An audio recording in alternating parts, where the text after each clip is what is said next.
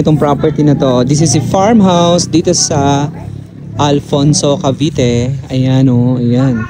This is a 4,371 square meters. Imagine, along the 2-lane road. At meron siyang napakadaming mga pine trees and fruit-bearing trees. Ayan o, may klase-klaseng mga pine trees. May makapal na dahon, may manipis na dahon, at napapalibutan ka ng napakadaming rambutan. Ayun o. And then, ito yung bahay. Ayun. Abangan nyo po ang aming pinaka-special episode nitong American Farmhouse with a total lot area of 4,381 and a floor area of 200 square meters. This orange house here in Alfonso, Cavite. Ayan, ang ganda oh. Pang artista dito oh.